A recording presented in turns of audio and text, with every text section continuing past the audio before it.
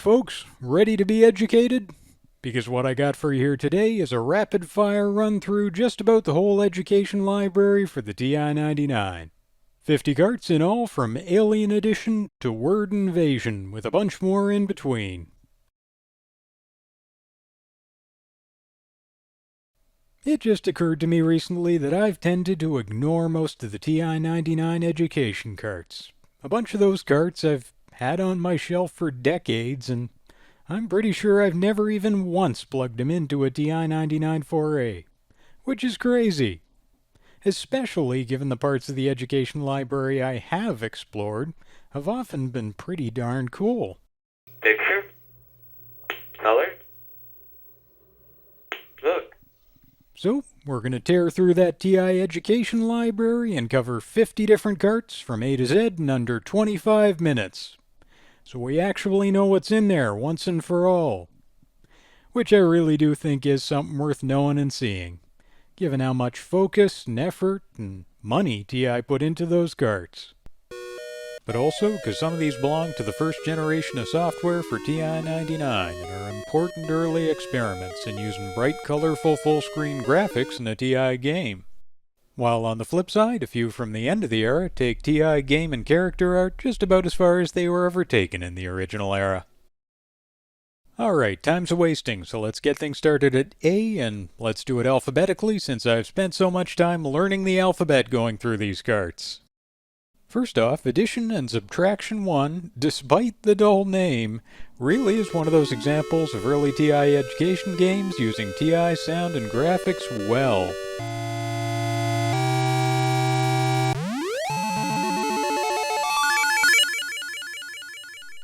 Plus, once you're in the game, you've got speech synth and music used pretty effectively. Sure, it's math problems in the long run, but it throws enough style in to keep things fun for the kids. 4 plus 5.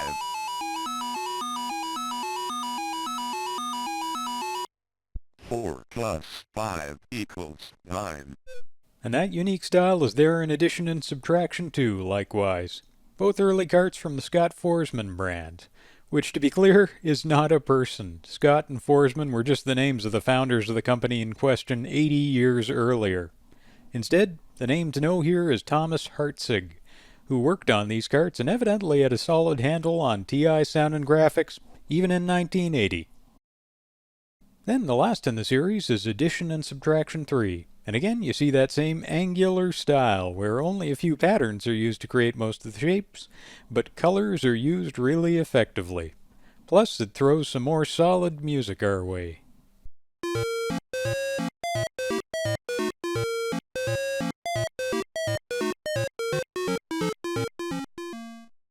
But Alien Edition here is a new style of TI learning game from DLM.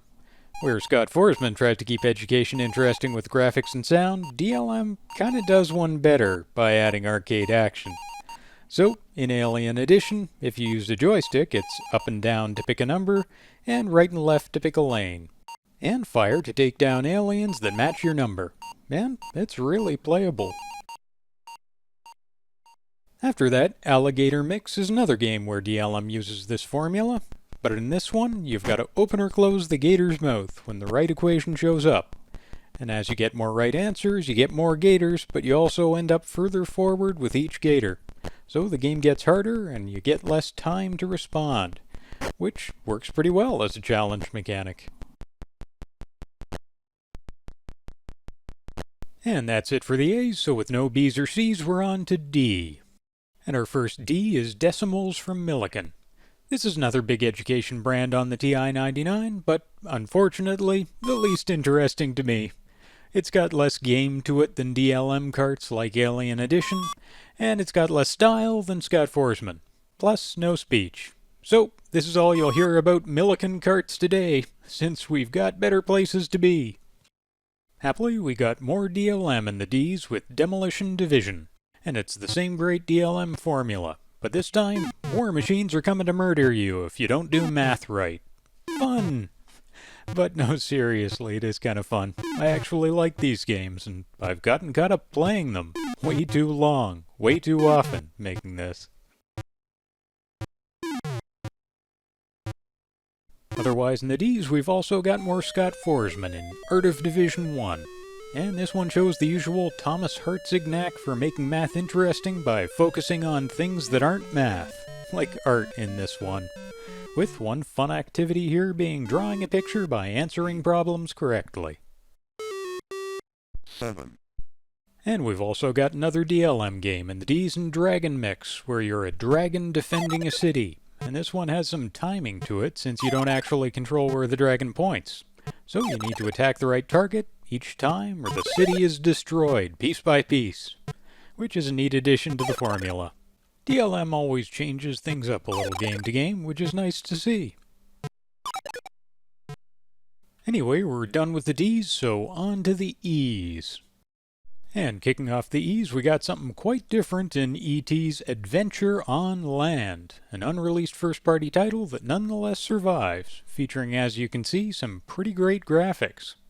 What it has to do with the E.T. franchise is a little unclear, as it often is for branded games like this, but, well, who cares? Good graphics, fun theme, and E.T. more to the point. And amping up the E.T. factor even further is E.T.'s Adventure at Sea, this time with music.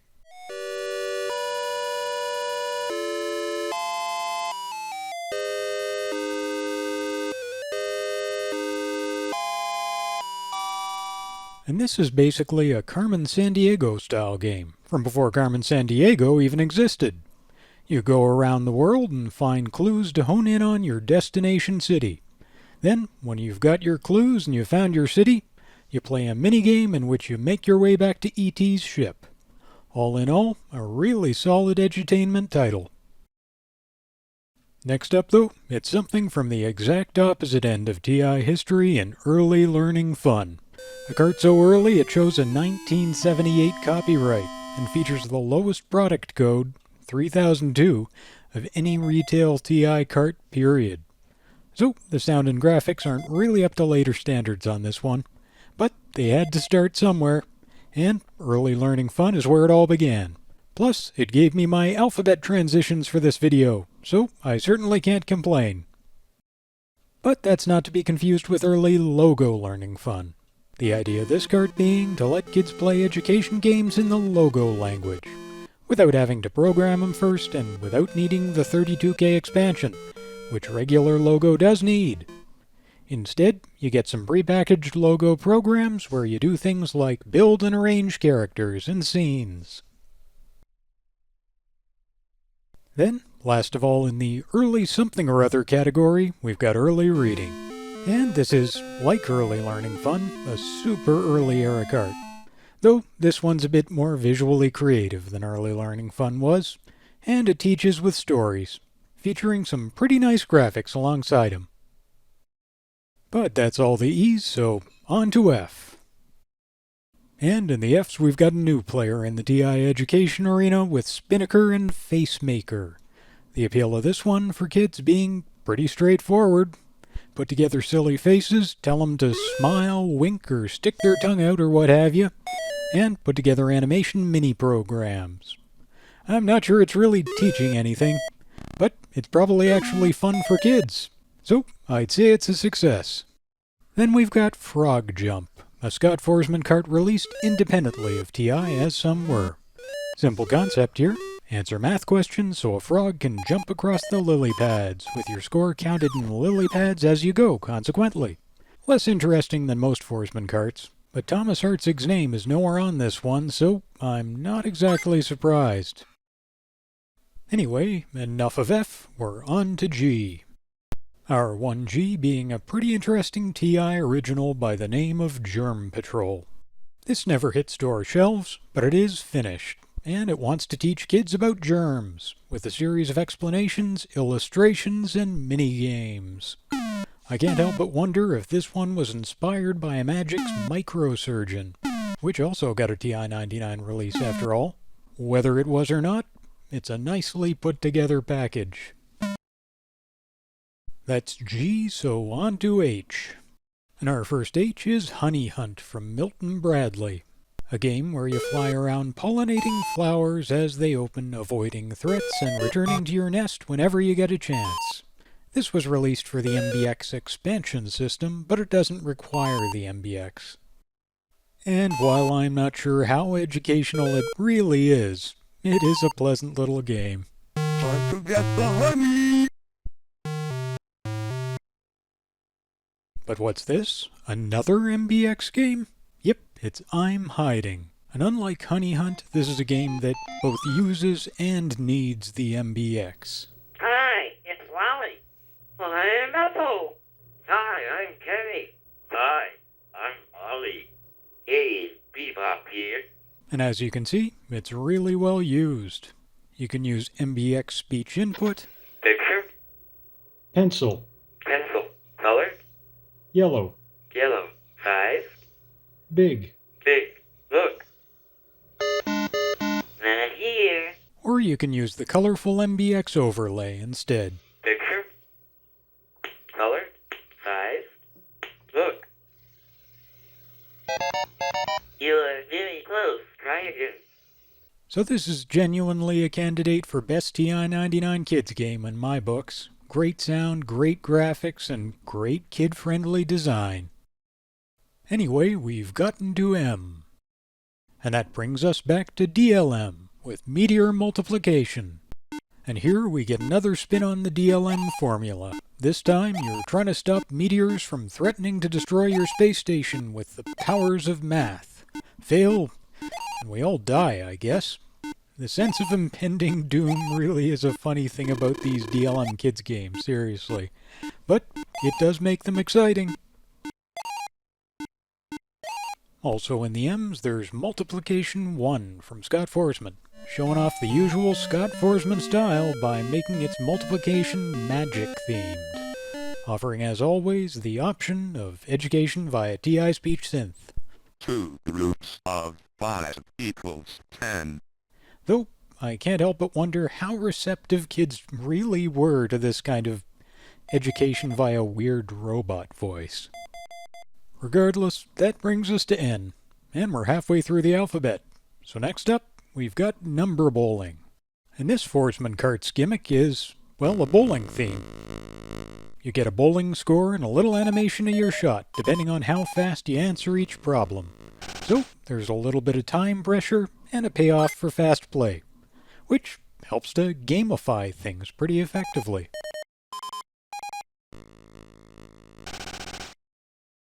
Next up, Numeration 1 is a first-party Forsman kart, and it went with a kind of circus theme. And under the big top here, you get to learn about positional number systems. And meanwhile, well, why not circuses? Always good to spice things up with a kid-friendly theme. And Numeration 2 is the follow-up to that. Though this time the theming is a little bit weaker. Little less circus, little more math. But that's all the N's, and we've made our way to P. And we've got something a heck of a lot more impressive here in Peter Pan's Space Odyssey. This one's got terrific speech synth. Ha ha! Help! Peter Pan! Help! You shall never find her. Just you wait and see. It's got asteroid belt adventures. It teaches about the planets and the solar system. And it's got great music, too. Like most of the Walt Disney titles, Peter Pan's Space Odyssey is an unreleased great.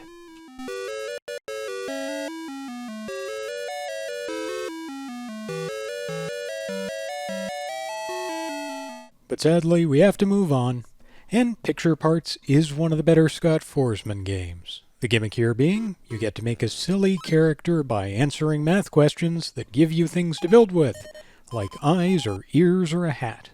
Basically, Face Maker, but with the price of entry being math problems, and the answers to them, which works well, I think. But Disney has been the most impressive brand overall so far, I think, and happily, Pinocchio's Great Escape here is another one of theirs. Jiminy, find the word with a short A sound, as in bag. As previously, great character graphics and great sound, and in particular, great synth that sounds like the characters themselves. Try again. But sound-wise, the music is a highlight too.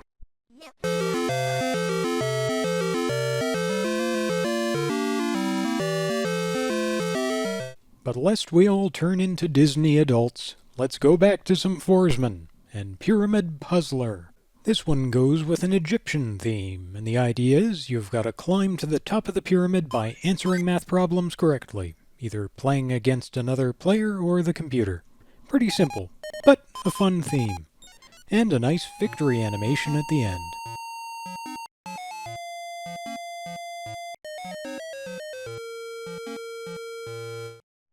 But that's it for P, so we're on to R. And Reading Flight kicks off the R's and the reading games that come with them. Here, Flight makes an appearance on the title screen, but this one actually sticks with the Egyptian theme we saw in Pyramid Puzzler otherwise, using stories about the kingdom of Bolo and its builders and its farmers and warriors to teach reading lessons.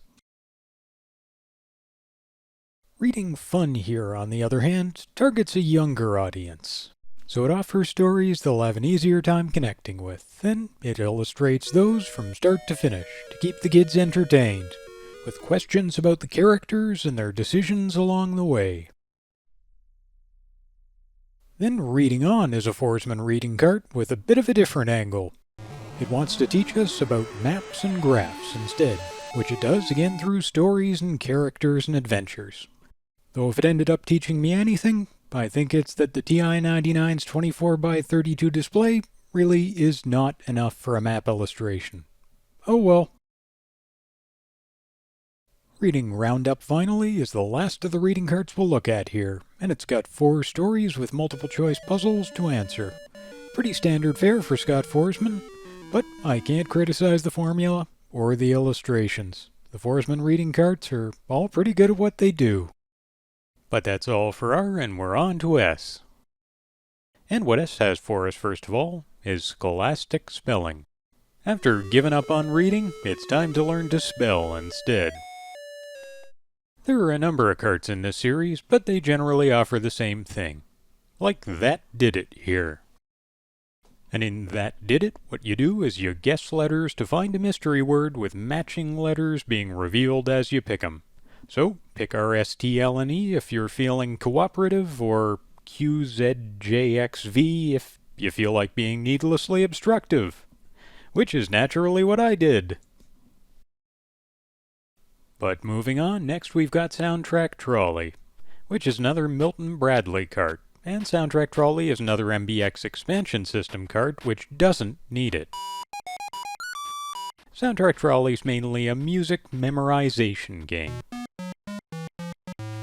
You put together a tune, or play tunes put together by the computer, and, well, I suppose it teaches about the sounds you can make on your TI-99 pretty well.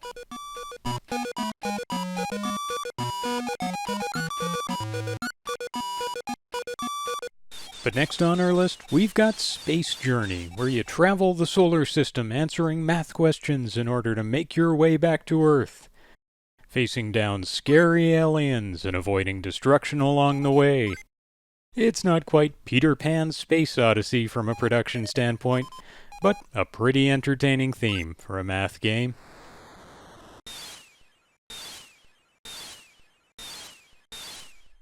Are education games really just for kids, though? Navarone Speed Reader says no. This cart wants adults to learn to read better, too. And instead of telling us stories about Bobby and Susie going to school and such, it tells us stories about the amazing future of personal computing from the standpoint of 1984. What remarkable future will computers have going into the late 80s? Well, Navarone Speed Reader has the answer. And I'm not sure if it actually made me any better at reading, but I sure enjoyed the read anyway. Along similar lines, Stargazer 1, 2, and 3 have got something to teach children of any age about the constellations, how they look in the night sky, how they're grouped together, and what they're called in common or scientific language. Simple enough, but a nice package, with a quiz feature to test your knowledge. with Stargazer 2 and 3 being content expansions on the original. But with Star Maze, we're back to kids' education carts, where we trick kids into doing math by drawing cool pictures and telling fun stories about space. And here you need to get Thid home to the planet Mathid by answering questions that let you pass through a maze. Simple, but some fun theming there. Then Story Machine brings us back to Spinnaker, a name we haven't heard in a while. And in this one, the fun factor's simple. The Story Machine will write and animate random silly stories for you, just picking letters until it lands on a valid input. Or you can write your own silly story and it'll animate it for you. The vocabulary's limited, so you have to keep it to a couple dozen keywords, but it's enough to have fun, so a strong kid's cart for sure. But at last that's all the S's, so we're moving on to T. And Terry Turtle's Adventure from Milton Bradley is a great place to start. Hi, I'm Terry Turtle. Please help me go home. Like I'm Hiding, this is an MBX game that really uses the MBX nicely. It has great voice synth. Here's a strawberry. A strawberry. Yum, yum. It lets you tell Terry what to do with voice commands from the MBX headset. What should I do? Climb. Climb. Or if you like, you can input commands with the colorful keypad overlay. 1. Swim. Right. 2. An altogether great use of the MBX that teaches kids basic coding concepts by letting them string together instructions to get Terry where he needs to go. Home, sweet home. But back to third-party products, the Great Word Race from John Phillips is a later contribution I appreciate for its simple word puzzle gameplay. Move Boppy around the maze, pick up the letters to make a word, and win the game. You can even use a custom word list if you like. Sucker that I am for word games, I'm fond of this one, which I've had ever since it released.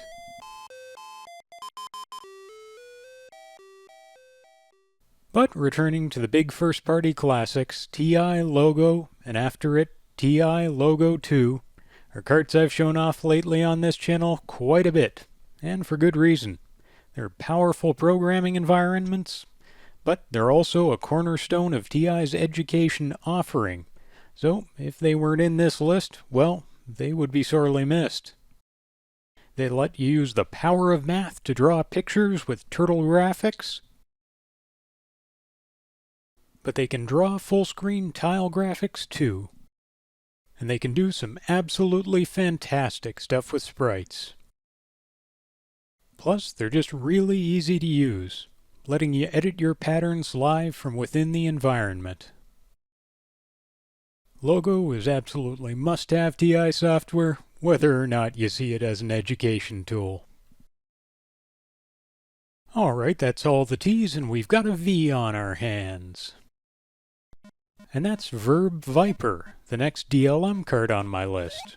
And this one's super simple. You just pick the right form of the verb to be for the subject. Works pretty well as far as that goes. And like we saw in Alligator Mix, as the Viper gets taller, the time you've got to answer gets shorter, and the pressure builds. But even better, Disney's back with Von Drake's Molecular Mission. And this time we're being challenged to build and understand chemical compounds. The game is really an item collection action game, but with the catch being, you need to be able to learn to read chemical formulas, to mix chemicals to create compounds. Neat idea, and great graphics and sound, as with any Disney game we've seen today. And that brings us to W and close to the end of our list. Here we've got Word Invasion as our penultimate game. A DLM game where you need to identify word categories. And this game is actually really quite hard. Or my brain just isn't as fast as it used to be. Seriously, a pretty tough game, and pretty well put together. As a word game fan, I approve. Have I mentioned I like word games? Then our very last game is Word Radar, which is not just our last cart today, but the highest numbered cart on this list, PHM 3185. So, a late addition to the library indeed. It's a word memorization game where you've got to find the word from the 8 hidden on the map, while only looking at one of them at a time. And like I say, I'm easy to please with word games, so I approve of this one, for sure. One of the ones I played a lot longer than I really needed to for the sake of this video. And that's all of them. 50 education games for TI-99 belonging to a bunch of different brands, but with Scott Forsman, DLM, Disney, and Milton Bradley being the headliners for me. With my favorite games out of all of those brands being E.T. and His Adventure at Sea for its Carmen Sandiego style adventure, then Peter Pan's Space Odyssey for its absolutely great voice synth and art, You shall never find her. then I'm Hiding for its great use of the MBX overlay, Picture. Color. Look. and MBX speech synth and voice commands, Picture. Jar, Jar. Color. Blue, Blue. Look. and finally, Terry Turtle for using those same great MBX expansion features in a completely different way. What should I do? Climb. Climb. So, hooray for the poor forgotten education carts, which I've surely been at fault for ignoring myself at times, as I say. But we've covered just about all of them here today, save for a few I admit to leaving out for lack of anything really worth saying about them. But for these 50, well, I'm happy I got the chance to cover them. See you next time, folks.